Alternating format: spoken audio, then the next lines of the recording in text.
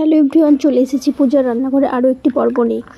তো আজকের পর্বটা বেশি কিছু নেই। আজকে যেটা আমি আইটেম দেখাবো সেটা একটা স্ন্যাক্সের আইটেম। এই আইটেমটা সবাই কম বেশি খেয়েছে এবং সবাই খেতে খুবই পছন্দ করে। তো এইটা আমার চ্যানেলে অবশ্যই রয়েছে একটা। তো আজকে একটু আলাদা রকম পদ্ধতিতে করব। আর তার জন্য এখানে আমি ছোটো কিউব করে পুরো ছোটো ছোটো করে চিকেন নিয়ে নিয়েছি এবং চিকেনগুলোকে ভালো করে ধুয়ে রেখে দিয়েছিলাম। তো এর মধ্যে আমি এখানে ইউজ করব এখন ছোটো ছোটো করে রিং রিং করে পেঁয়াজ, যেগুলোকে ভালো করে আমি ছাড়িয়ে নিচ্ছি।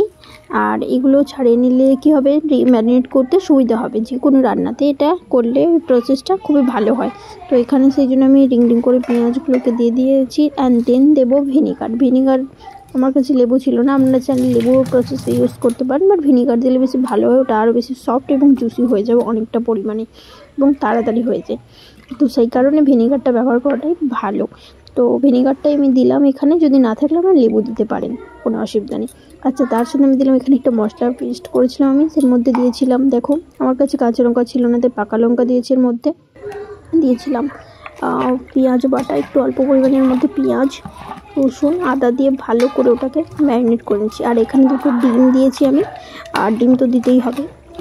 তো ডিম দিয়েছি। আর দেখো এখানে আমি নুন ব্যবহার করিনি, তার মধ্যে কতটা পরিমাণে জল বেরিয়ে গেছে।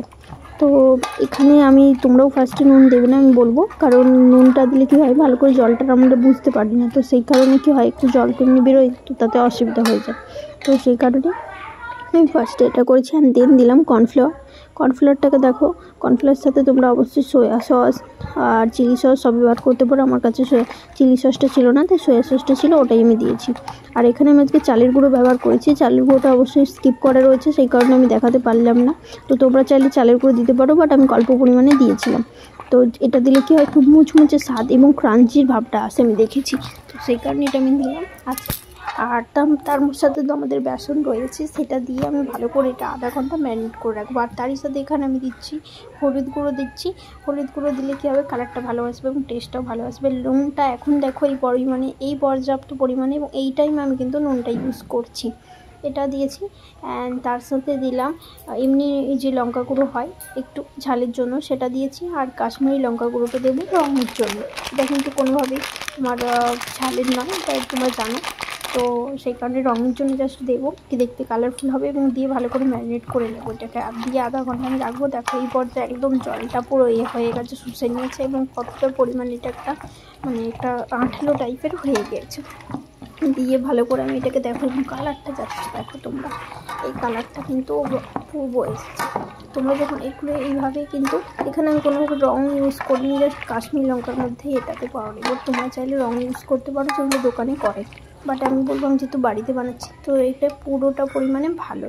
আর দেখো এটাকে আমি এবার ম্যারিনেট করে রেখে দিলাম। তারপর দেখো কড়াইতে কী হলো, আধা ঘন্টা পর এসে আমি কড়াইতে ভালো করে গরম করে সাদা তেল ব্যবহার করেছি। এখানে সাদা তেলটাকে ভালো করে গরম করে নেবে তোমরা। গরম করার পর আমি এখানে দিলাম ছোটো করে, যেহেতু অনেকটা পরিমাণে, তো অনেক বাড়ির লোক আমাদের, তো সেই কারণে একটু একটু করে ছোটো করে দেখো আমি এগুলোকে পকোড়াগুলোকে ভেজে নিচ্ছি।